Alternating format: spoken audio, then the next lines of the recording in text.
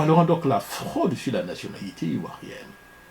D'abord, avant d'engager ce sujet, hein, il ne s'agit pas d'un sujet du RDR, du PDCI, du PPACI, du FPI. Non, il s'agit d'un sujet national. C'est pourquoi un ancien membre du RDR, hein, voilà ce qu'il a dit, qui nous a amené certainement à engager ce débat. Il a dit, nous avons donc distribué des extraits de naissance aux étrangers. Et ces propos datent depuis 4 ans exactement, du 18 juin 2019. Il dit, mais son nom c'est donc M. André Tia, ex-maire du RDR, du Rassemblement donc des Républicains donc, au pouvoir à Mans, à l'ouest de la Côte d'Ivoire. Et voilà ce qu'il dit.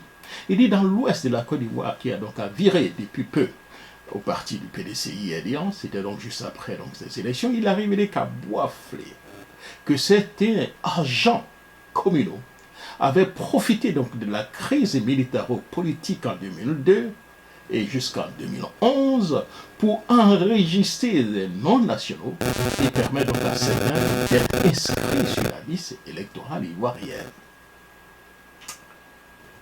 Les Ivoiriens ont plus ou moins soupçonné donc ces faits. Mais venir, si vous voulez, j'allais dire que ces faits qui viennent d'un acteur clé, et pas n'importe qui, le docteur de son nom, M. Tia André, qui affirme que la nationalité ivoirienne a été distribuée à des non-ivoiriens à des buts électoraux. Cela nous met quand même un peu mal à l'aise. Nous avons suivi donc l'intervention de M. Assalé Timotko Antoine, député maire de la commune de Tiazalé, qui est revenu sur la fraude sur la nationalité. D'abord, en étant, je pense qu'il est toujours le PDG des éléphants déchaînés, qui a fait donc des enquêtes sur la fraude sur la nationalité, la fraude sur les papiers, est revenu encore il y a déjà 2 semaines, pour cette fois-ci attirer donc l'attention des Ivoiriens par rapport à ce problème, à ce phénomène qui risque de devenir un véritable calvaire, une bombe arrêtable. On a parlé du passeport qu'il faut changer. Peut-être qu'il faut aller au-delà. La carte d'identité qu'on a actuellement, elle pose problème.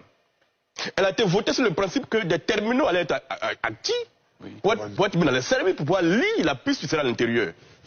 Mais ces terminaux arriveront en quelle année? Quand on sera mort? Voilà. Aujourd'hui, dans les banques, on vous demande de produire un document sur lequel se trouve le nom de vos parents. Alors que vous avez une pièce d'identité qui a moins d'1 an dans votre main. Mais dans quel pays on vit en fait? Donc peut-être qu'il faut penser à changer cette carte d'identité pour que tous ceux qui s'en sont procurés dans la fraude soient disqualifiés. Parce qu'on ne pourrait pas aller dans le village pour récupérer ces cartes-là. Vous pouvez vivre avec votre voisin que vous connaissez comme de nationalité étrangère. Et puis du jour au lendemain, vous découvrez qu'il est devenu ivoirien. Vous ne savez pas par quel mécanisme. Le ministre l'a dit, les gens prennent les cartes d'identité ivoiriennes. C'est 5 000 francs. On va prendre dans le village. Vous donnez 5 000 francs à une pauvre dame là, et vous donnez votre pièce, sa pièce d'identité. Et avec cette pièce-là, on va fabriquer 40 ivoiriens. Voilà dans quoi on est aujourd'hui. Donc je pense que le passeport, moi j'ai enquêté en 2016 sur les passeports des services. Les passeports des services étaient l'objet d'un trafic lucratif au ministère des Affaires étrangères. Et c'est des fonctionnaires dont certains étaient directeurs de cabinet, assistants personnels de ministres qui étaient dans le trafic.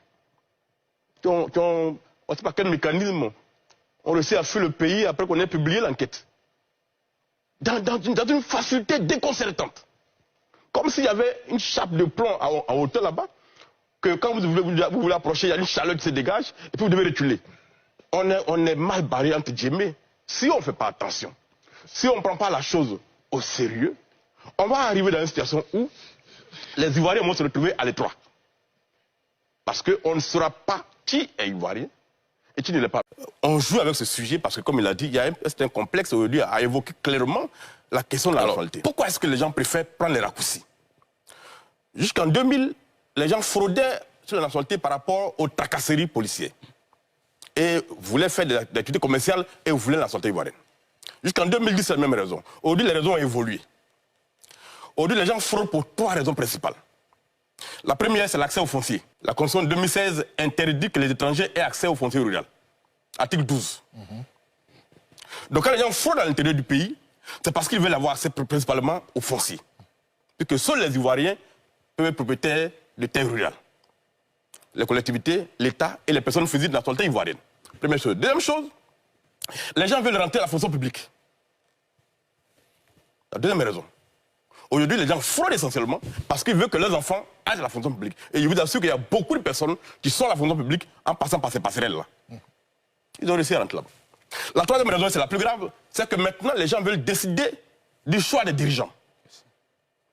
Et ils fraudent principalement pendant la révision de la liste électorale. Pour être électeur. Pour être électeur. Si on audite réellement notre liste électorale et qu'on vérifie comment les gens ont acquis les documents qui leur ont permis de s'inscrire, on va découvrir qu'il y a beaucoup de personnes qui ne méritent pas d'être sur la liste électorale. Qu'est-ce que les gens font? Aujourd'hui, les magistrats qui signent les certificats de nationalité, les deux documents demandés, c'est seulement la carte d'identité d'un parent, plus l'essai de naissance. Mais vous savez que dans le cadre de la Covid et les primes qu'on donnait pour les questions de Covid, là, des gens ont recensé des populations à travers le pays à qui on a pris les cartes d'identité. Et ces cartes d'identité ont servi à fabriquer massivement des certificats de nationalité qui ont permis aujourd'hui aux gens d'avoir des cartes d'identité en moins de 3 semaines. Ils sont devenus ivoiriens par cette fraude-là. Je détiens même des documents authentiques de personnes qui sont passées par ces procédures-là pour se faire inscrire sur le territoire et qui ont eu les cartes d'identité ivoiriennes aujourd'hui qui se comportent comme des Ivoiriens. Alors, quand on parle de ça, les gens ils sont un peu frileux, alors que si on s'amuse avec ce sujet-là, et c'est d'ailleurs heureux que maintenant le chef de l'État lui-même, au niveau des passeports, ait pris le taureau par les cornes pour dire « je veux des sanctions, je veux des procès ». Si on remonte toute la chaîne, on va découvrir qu'en réalité, je n'emploierai pas le thème de Rick Zemmour qui parle de grand remplacement, mais si on s'amuse avec ce pays-là, la nationalité ivoirienne va devenir une sorte de petit pain qu'on brade au carrefour de la rue. Et ça n'émeut personne.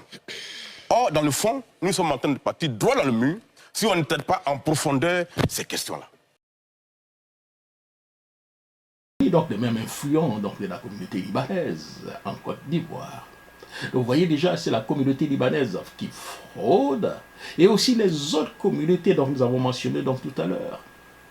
Cette affaire met donc en lumière le problème grave au sein de l'administration ivoirienne où l'obtention frauduleuse de la nationalité semble être devenue une pratique courante, voire justifiée pour certains étrangers qui occupent donc des postes au sommet de l'État. Il est donc inquiétant de constater que donc, ces individus mal intentionnés ont réussi à échapper donc, au contrôle rigoureux censé protéger l'intégrité de la nationalité ivoirienne. Cette fraude massive qui pourrait toucher, qui touche des centaines donc, de milliers donc, de personnes, remet donc en question donc, la crédibilité des autorités en charge de la délivrance de la nationalité ivoirienne et soulève la question sur la capacité de l'État à préserver son identité nationale.